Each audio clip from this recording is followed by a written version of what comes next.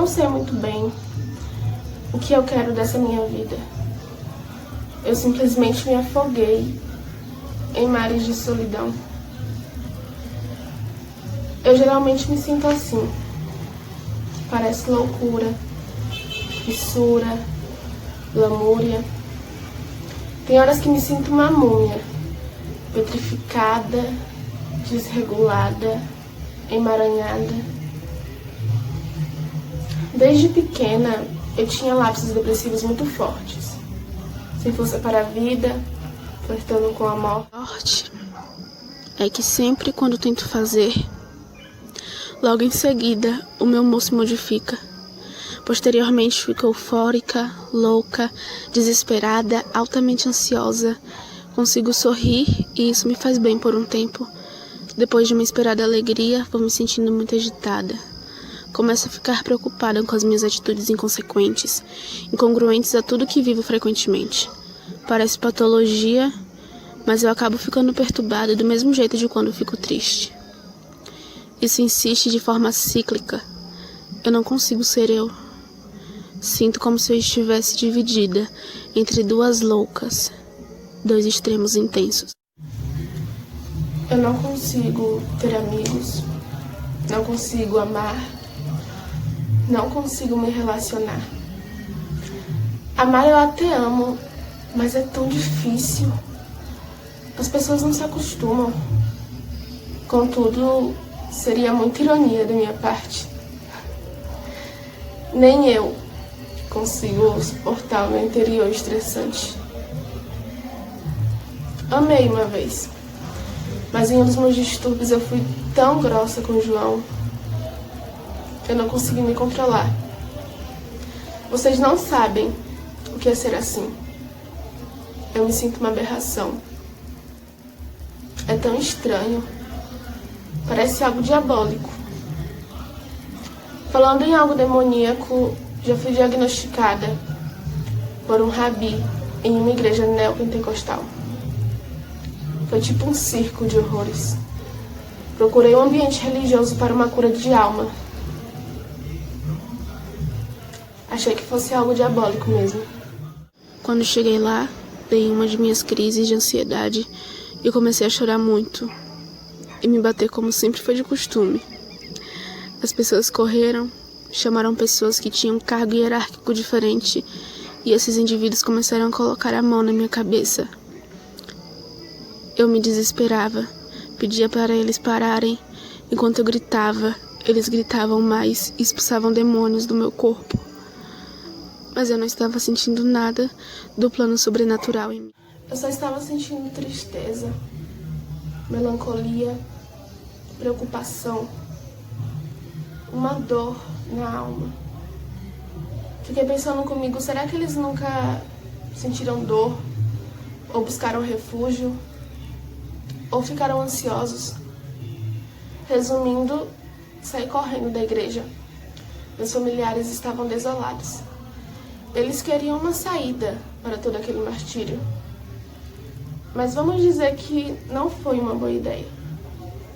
Percebi que o ser humano ainda continua muito ignorante para coisas da mente, coisas da alma.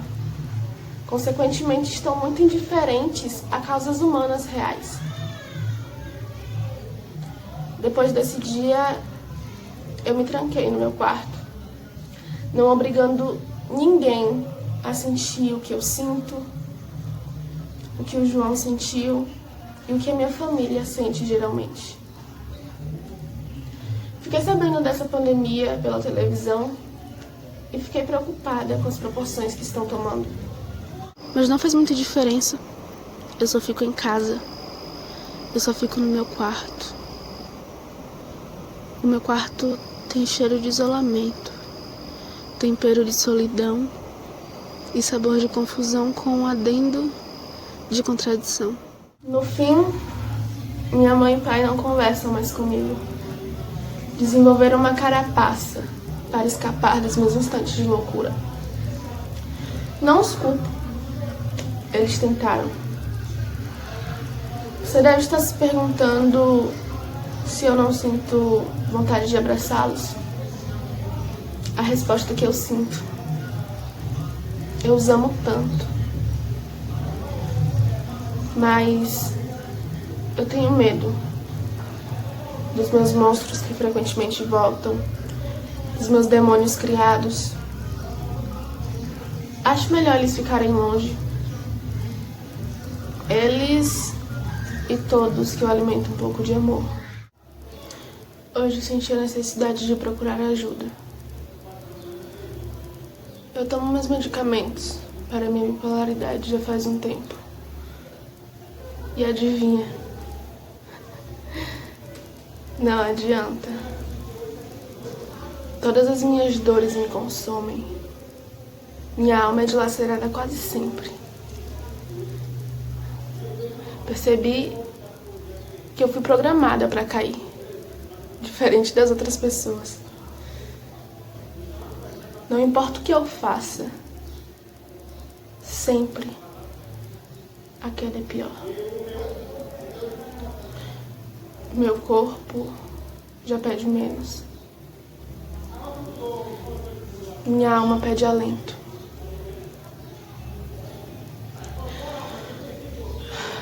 Orei para aquele Deus das igrejas que vejo na televisão. Ele parecia tão bom.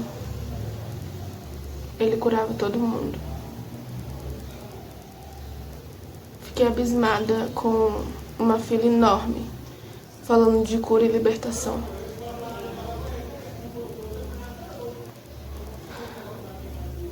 Eu tentei me comunicar com o metafísico.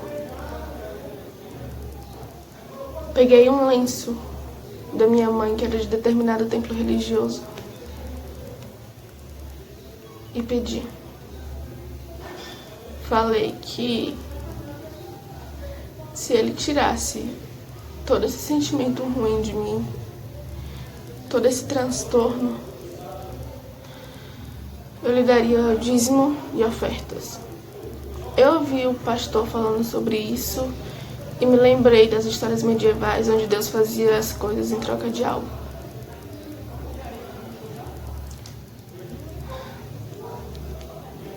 Eu já tinha pedido pra ele uma cura quando eu era pequena. Eu fui calma.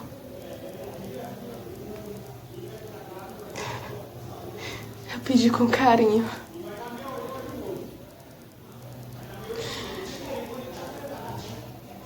Não aconteceu. Não aconteceu. Nem o diálogo, nem a cura. Eu estou tão desesperada. Dessa vez, a crise foi pior. Eu estou suplicando, implorando, até chamando pelos meus pais. Estou batendo na porta do meu quarto constantemente. A porta não está abrindo. Não sei o que está acontecendo. Pode ser que eles trancaram quando eu estava gritando. Deviam estar com medo. Mas acho que eles saíram. Meus pais me trancaram por medo do que eu poderia fazer.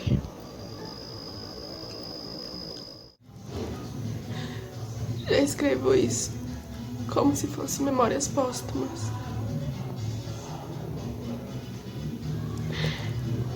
Memórias essas não tão boas.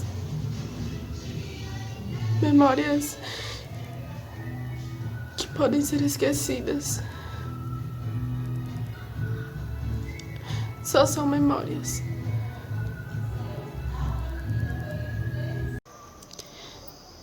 Depois de todo o sofrimento, encontrei um alívio na minha mesa de cabeceira. Na primeira gaveta, tinha comprimidos de remédios controlados que eram do meu pai. Esperei eu me acalmar para dar um basta na minha vida, de forma pensante, para não dizerem que foi algo diabólico ou demoníaco, para não dizerem que era por causa da doença. Agora sabem que a minha vida não foi tão prazerosa, nem um pouco gostosa, nem lapsos eu tinha. Tomei todos e me despedi despretensiosamente. Tomei cada um cuidadosamente. Minha mente virou uma intensa discórdia. Eu não estava me preocupando. Eu me sentia uma escória, mas ao mesmo tempo me senti leve, feliz, radiante. Mas adiante eu fui caindo em poço, decaindo, decrescendo, ficando menor do que eu sempre fui. E eu sorria, alto, gritava. Ninguém me ouvia mesmo. Eu amava tudo aquilo. E ao mesmo tempo, odiava. Pensei que morreria rápido, mas foi demorado. Parecia poesia parnasiana. Parecia drama de filme de terror. Eu gritava de dor. Eu esfaqueava minha mente, demente, escrota. Eu sabia que eu não amava ninguém mesmo. Eu sabia que as pessoas não tinham razão, mas eu me achava um animal às vezes.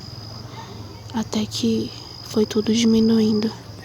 As vozes, os sons, as minhas vozes, os barulhos, as confusões, meus infernos, meus batimentos cardíacos, meu pulso, os aromas não tão prazerosos, o divino não acreditado e chamado. Fui diminuindo até parar. A única coisa que batia constante, e eu senti ele pela primeira vez. Foi bom, mas...